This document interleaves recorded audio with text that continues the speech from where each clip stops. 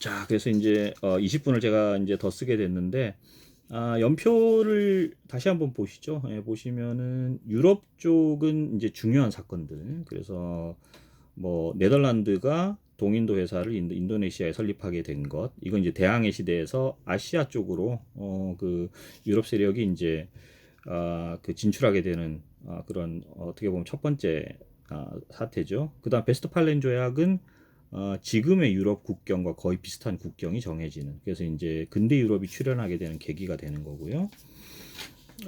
그리고 이제 이 페이지 보시면은 영국과 북아메리카에서, 그 다음에 이제 프랑스에서 보시면은 이제 각각 그 시민혁명과 그 계몽주의 사상, 이런 것들이 이제 정치적으로 발현되는 사건들이 일어납니다. 그래서 영국에서 명예혁명이 일어나서 이제 의회민주주의라는 것이 본격적으로 가동하게 되고요. 그 다음에 1776년에는 북아메리카 영국 식민지들이 독립을 하게 되고 독립 선언서를 발표하게 되는데, 이게 어떻게 보면은 이제 계몽주의, 그 다음에 이제 시민주권, 그리고 지난번에 살펴봤던 그 자유주의 국가론의 어떻게 그 사상들이 다 담겨 있는 선언서라고 할 수 있죠. 그리고 마침내 이제 프랑스에서는 이제 대혁명이 일어나서 절대 왕정이 붕괴되고, 그 다음에 이제 국민국가가 출현하게 됩니다. 그리고 여기에 대한 반동으로 이제 나폴레옹 전쟁이 발생하게 되죠. 그래서 유럽은 이제 차근차근 민주주의를 하고 이제 자본주의를 바탕으로 하는, 이걸 양대 축으로 하는 이제 그 국민국가가 형성되기 시작하는 모습을 보여주고 있고요. 일본은 일본 나름대로 양서들을 이제 번역하고, 그래서 처음엔 난학이라는 네덜란드의 학문이 시작됐다가 나중에 영학, 그러니까 영국의 학문, 그러니까 그 각각 세계사의 흐름을 주도했던 국가들의 를 연구하는 학문으로 이제 점차 변화하는 모습을 보입니다. 그래서 일본이 이렇게 앞서 나가게 되는데, 이 일본뿐만 아니라 이제 동아시아의 다른 국가들도 나름 어떻게 보면은 이제 그 근대화를 이루려고 했습니다. 근데 문제는 그것이 이제 순탄치 않았다는 거죠. 중국 같은 경우는 1840년에 이제 아편 전쟁이 발발하게 됩니다. 그래서 영국이 그 청나라와의 이제 재정 적자, 그러니까 교역 적자죠. 교역 적자를 메꾸기 위해서 아편을 팔기 시작했는데, 이걸 당연히 이제 청나라 정부가 막고, 그 다음에 이제 전쟁까지 압수하고 이제 이래서 전쟁이 벌어지는데, 문제는 청나라가 영국에게 이제 패배하게 되는 거죠. 그래서 이제 영국이 이제 근대적인 기술을 바탕으로 해서 전쟁 수행력이 훨씬 뛰어났습니다. 그래서 이제 난징 조약 같은 걸 체결을 하고, 그래서 이때 이제 조차지 같은 걸 내주게 되죠. 자신의 영토를 이제 거의 영구적으로 다른 열강들에게 이제 내어주게 되는, 중국으로서는 굉장히 치욕스러운 사태가 이제 발생을 하고, 그다음 내분도 일어납니다. 1851년에는 태평천국의 난이라는 난이 일어나게 되죠. 그래서 이제 상제회는 이제 당시 중국의 이제 기독교 모임이라고 보시면 되는데, 홍수치안 같은 인물이 스스로 자기가 이제 예수의 동생이라고 선언을 하고 어떤 기치를 내세우는데, 표를 내세우는데, 그 기치가 뭐냐면 일종의 슬로건이죠. 멸만 흥한입니다. 다시 말씀드려서 이제 만주를 멸망시키고 한족이 다시 이제 정권을 잡자, 이게 이제 멸만 흥한인데, 그래서 이제 태평천국이라는 나라를 수립을 하고 자기가 왕이 되고 반란군을 이끌어요. 근데 문제가 뭐냐면 이 반란군을 청나라 군대, 그 팔기군이라고 불렀는데, 청나라 군대가 이것을 제압할 어떤 능력이 없었습니다. 그래서 이제 다시 한번 열강이 이제 개입을 하게 되고, 그래서 청나라는 점점 더 열강의 그런 영향력 아래 이제 빠져드는 상황이 벌어지게 됩니다. 그리고 이제 이런 그 청나라가 혼란스러운 상황에서 일본에서도 막부를 뒤흔드는 사태가 일어나죠. 1853년에 소위 말하는 쿠로후네는 흑선입니다. 증기선이에요. 이 증기선 함대, 이게 이제 미국 동인도 함대 소속의 함대였는데, 이게 출현을 합니다. 그리고 이제 그 함대를 이끌었던 그 페리 제독이 일본에게 개항을 요구하게 되죠. 그래서 막부가 좀 시간을 달라 그럽니다. 그래서 1년 뒤에 다시 오겠다 그러고 실제로 1년 뒤에 다시 옵니다. 그래서 이제 막부가 할 수 없이 그 미일 화친 조약, 그리고 이제 58년에는 미일 수호 통상 조약 같은 이런 조약들을 맺게 되는데, 이를 통해서 이제 일본이 강제적으로 개항을 하게 되고, 그 다음에 이제 일본 그 서구 세력은 다 마찬가지지만 그 다른 국가 자신들보다 그 문명 수준이 떨어진다고, 자신들 기준으로 문명 수준이 떨어진다고 판단하는 국가에 대해서는 이제 전부 다 불평등 조약을 맺었어요. 그래서 일본도 이제 맨 처음에 미국과 조약을 맺었을 때는 불평등 조약을 맺었습니다. 근데 이때 일본 내에서는 어떤 사태가 이제 발생하느냐? 개항을 해야 된다. 그리고 이제 개항을 하면 안 된다. 그래서 이제 그 존왕양이라고 합니다. 이제 여러분 찾아보시면 아시겠지만 왕을 중심으로 해서 양이, 그러니까 외세 세력을 물리치자 하는 운동이 일어나요. 그래서 대개는 뭐 외부의 압력에 의해서 어쩔 수 없이 개항을 해야 된다가 이제 막부 측 입장이었고요. 이 막부에 반대해서 개항을 하면 안 된다. 우리는 이제 우리식대로 그 왕을 중심으로 그 자주적인 국가를 유지해야 된다.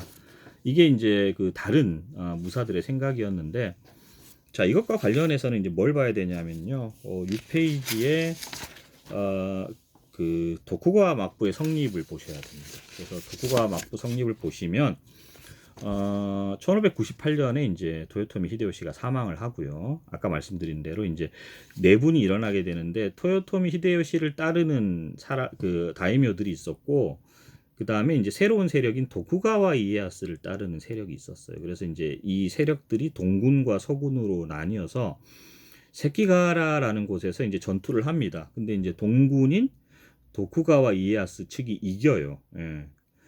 그리고 난 다음에 이제 그 에도 막부가 시작되죠. 이건 아까 제가 말씀드린 대로. 근데 에도 막부가 시작되면서 도쿠가와 이에야스가 이 다이묘들, 다시 말해서 이제 전국의 그 영주들을 세 가지 그 계층으로 나눕니다. 그래서 이제 가장 위에 있는 계층이 이제 신반 다이묘. 요거는 그 쇼군 도쿠가와 이에야스를 지지하는 다이묘들이고요. 원래부터 지지했던 도쿠가와 일족들입니다. 우리로 치면 이제 성골들이죠. 그 다음에 이제 두 번째가 이제 후다이 다이묘. 세키가라 전투 때 도쿠가와, 그러니까 동군에 섰던 사람, 그 다이묘들, 이 사람들까지가 이제 그 도쿠가와 막부가 이제 우호적으로 대했던 사람들입니다. 근데 이제 밑에 보시면 이제 도자마 다이묘가 있을 거예요. 이 사람들은 원래는 토요토미 히데요시를 지지했던, 다시 말씀드려서 이제 동군에 섰던 사람들인데, 전쟁에서 지고 난 다음에 이제 그 전향한 사람들. 그래서 사실은 뭐 도쿠가와 이에야스 입장에서는 이런 사람들이 좋게 보일 리가 없겠죠. 그래서 이 사람들이 이제 도자마 다이묘인데, 도자마 다이묘들은 뭐 다이묘이긴 하지만 중앙 정부와는 이제 완전히 그 중앙 정부의 이제 그 어떤 인정이나 아니면 이제 참여, 중앙 정부의 이제 그 정책에 참여하지 못하는, 소위 말하는 그 소외됐던 다이묘들이에요. 근데 이 도자마 다이묘들이 나중에 그 에도 막부 말기에는 이렇게 이제 그 막부에 반대하는 여러 가지 운동을 이제 펼치게 됩니다. 이런 막부들이, 이런 다이묘들이 어디 있었냐면은 지금의 큐슈 지방에 있었어요. 그래서 그 큐슈 지방을 중심으로 해서 뭐 사츠마라든가 조슈라든가 이런 지역, 이 지역들이 이제 어떻게 보면은 이제 막부에 반대하는 세력이 됩니다. 근데 마침 이제 그 1583년에 쿠로훈에 미국의 배가 오니까 막부가 이제 개항을 할 수밖에 없다고 하니까 이제 여기에 대해서 반대를 하는 거죠. 그래서 이제 그 반대 운동이 좀 거세지는데, 그래서 막부가 어떻게 하냐면 이제 당연히 막부의 그 정책에 반대하니까 이 사람들에 대해서 이제 탄압을 하겠죠. 그래서 이제 안세이 다이코쿠, 그래서 이제 그 막부에 반대하는 세력들을 이제 처단하는 그런 내분이 일어납니다. 일본 내에서. 근데 우리로 치면 이게 뭐 사화 같은 거죠. 근데 이제 이런 내분이 일어나는 와중에서도 이게 막 국가가 나뉘어질 정도로 그런 혼란은 또 어떻게 절묘하게 피해가게 되는 거죠. 자, 일본이 이렇게 이제 막부 세력, 그리고 이제 막부에 반대하는 세력, 양쪽이 뭐 개항을 해야 된다 안 해야 된다 이걸 가지고 뭐 이제 정말로 피를 흘리면서 싸울 때, 중국도 서양이라는 서양의 여러 열강들이 우리가 옛날에 오랑캐로 봤는데 정말 이 사람들이 무시하지 못할 정도의 이제 군사력과 기술을 가지고 있구나 해서 나름 뭘 하냐면은 근대화 운동을 해요. 이제 그게 이제 양무 운동입니다. 양무 운동을 하는데, 문제는 이 양무 운동을 펼쳤던 세력들이 이제 어떤 한계를 가지고 있을 수밖에 없었다는 거죠.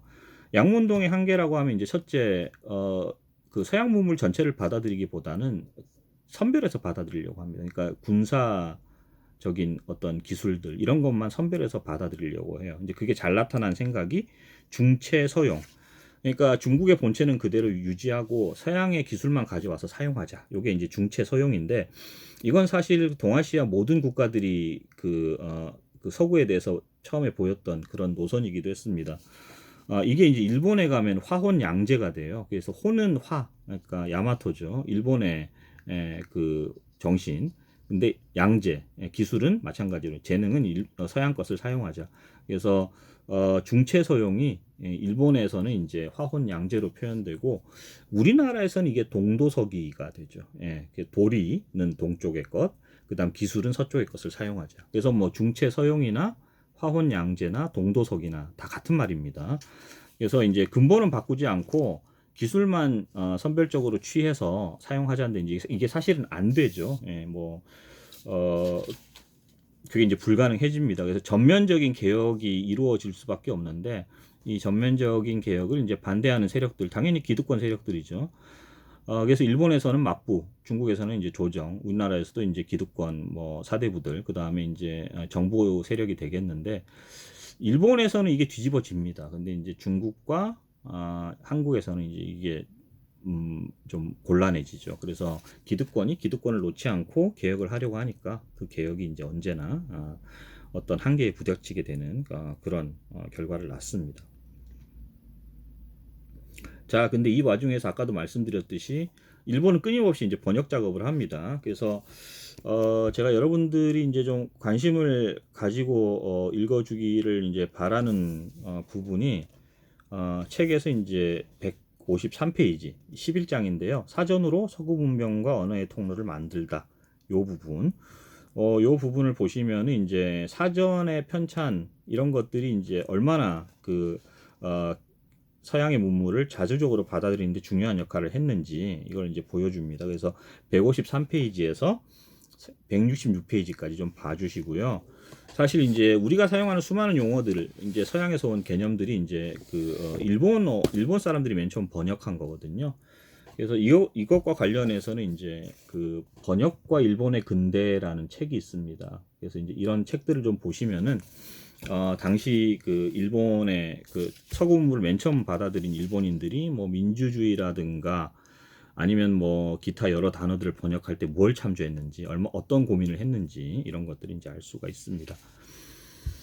자, 그래서 일본은 쭉 보시면은 뭐 막부파가 있고 반막부파가 있는데 어쨌든 일본 전체가 좀 서양 문물을 받아들이는 데는 능동적이었다고 이제 보시면 돼요. 그래서 사실은 이제 만국공법과 같은 이제 국제법 개론서인데요. 이게 중국에서 편찬이 됐는데 사실은 이제 만국공법은 일본에서는 지식인이라면 당연히 봐야 되는 그런 책이 되죠.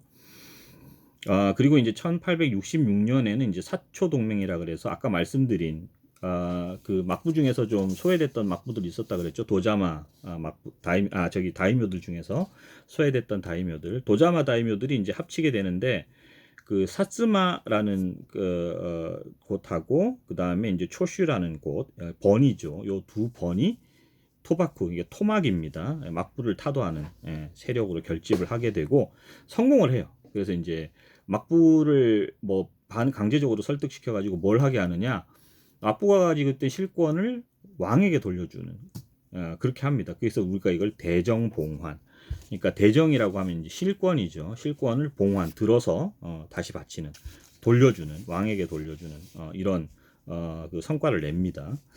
자, 이 대정봉환이 이제 결과로 막부 제도가 폐지됩니다. 그래서 일본의 마지막 막부였던 에도 막부가 폐지가 되고요. 그 다음에 이제 왕정 복고, 천황제가 생기게 되는 거죠. 우리에게 익숙한 그 천황제. 그리고 이제 형식적으로 일본이 따라하고자 했던 나라가 아까 말씀드렸던 그 명예혁명하고 권리장전 이런 사건들이 있었던 영국이었습니다. 그래서 이제 형식적으로는 영국의 그 입헌군주제를 받아들이려고 했죠. 자, 근데 일본에서 이제 그런 소위 말하는 그런 저항이 완전히 없진 않았어요. 예, 그래서 이제 보신 전쟁이란 전쟁이 일어납니다. 이 전쟁을 통해서 이제 막부가 마지막으로 어떻게 이 상황을 뒤집어 보려 했는데 오히려 자신들이 완전히 축출되게 되고요. 이 보신 전쟁을 계기로 해서 이제 일본이 본격적인 천황을 중심으로 한 어떤 개혁을 이제 실시하게 됩니다. 예, 막부를 타도했으니까. 그러니까 기득권 세력이 사라지고 새로운 그 신흥 세력이 이제 부각되게 되는 거죠. 에도 막부가 설립되었을 때 이제 소외받았던 계층 번들이 이제 새로운 실권자가 돼서 메이지 유신이라는 전면적인 개혁을 일으키게 되는 거죠. 예.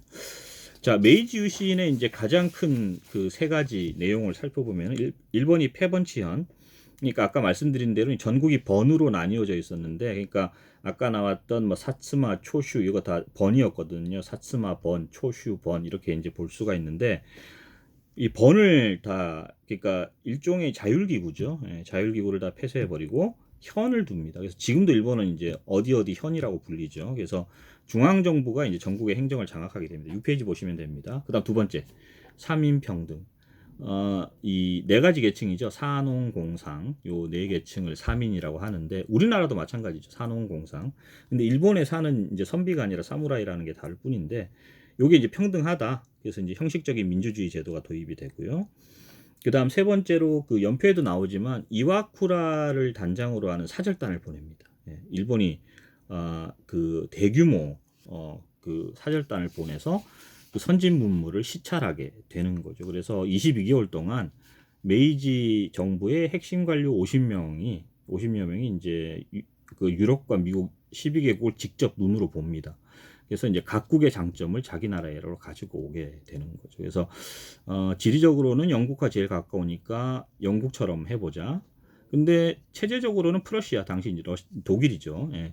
프러시아 체제가 우리한테 제일 맞으니까 위로부터의 개혁, 위로부터의 발전, 그러니까 관이 주도하는 발전 모델을 우리가 채택해보자. 뭐 이렇게 되는 거죠. 자, 이렇게 됨으로써 이제 일본은 사실은 아시아 각국, 그러니까 다른 그 아시아 지역, 아시아 국가들, 특히 중국하고 조선은 좀 많이 혼란스럽고 개혁도 지지부진한 상태였는데 일단 비약적인 개혁을 이루고요. 근데 이때 등장하게 되는 게 이제 바로 정한론입니다. 그래서 아까 말씀드린 화혼양제, 그다음 두 번째가 타라이쿠인데요. 이 후쿠자와 유키치란 인물, 일본 그 선각자 중에 한 명입니다. 일본 지금 만엔짜리의 그 모델이 이제 후쿠자와 유키치죠. 그래서 일본 그 근대화의 아버지라고 불리는데 이 사람이 주장했던 것 중에 하나가 이제 타라 입구, 아시아에서 벗어나서 타라가 아시아에서 벗어나는 거죠. 입구는 이때 구는 구라파입니다. 유럽이란 뜻이죠. 그래서 유럽 쪽에 붙자. 그리고 세 번째가 정한론. 그러니까 중국하고 조선은 아무래도 개혁이 안 될 것 같다. 예, 개혁이 안 되면 우리한테 위협이나 되니까 그 한국을 잘 정리하자. 이게 이제 정한론이죠. 예. 그래서 이제 정한론이 또 부각이 됩니다. 자, 이런 정한론의 어떤 그런 분위기를 이제 힘입어서 이제 한국에 대한 그 본격적인 침략이 시작되는데, 그래서 이제 그 1875년에 그 강화도 쪽에 일본 군함이 와서 운요호라는 배가 와서 도발을 하게 되죠. 그래서 전투를 하게 되는데 우리나라가 당연히 집니다. 그래서 이제 1876년에 이제 한일 수호 조약 혹은 이제 강화도 조약을 체결하게 되는데, 이게 이제 자기들이 쿠로훈에가 왔을 때 페리 제독한테 당한 걸 우리한테 그대로 복수하는 거죠. 그러니까 만국 공법도 익혔겠다. 그다음 서구 열강들이 어떻게 하는 걸 받겠다. 이걸 그대로 이제 따라하게 되는 거죠. 그래서 일본이 동아시아의 작은 서구 열강이 돼서 이때부터 이제 동아시아 전체의 비극이 시작되는 거죠. 그리고 보시면 이제 그 무렵에 영국은 완전히 인도를 또 식민지화하는, 그래서 이제 그 식민지 침탈이 전 세계적으로 일어납니다. 일본은 여기에 편성하게 되고요. 그리고 이제 마지막 전쟁, 그 사족, 그러니까 남아있는 그 사무라이 잔존 세력하고 관료파 간에 이제 마지막 전쟁이 일어나게 되는데, 이게 세이난 전쟁입니다.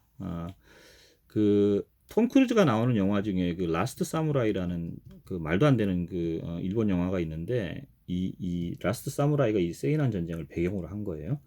그리고 이제 한마디 더 이제 첨언하자면은 그 바람의 검심이라는 만화가 있었죠. 그게 이제 이 그 막부 말기 그 다음에 이제 보신 전쟁 이쯤에 이제 배경을 하고 있다고 보시면 되겠습니다.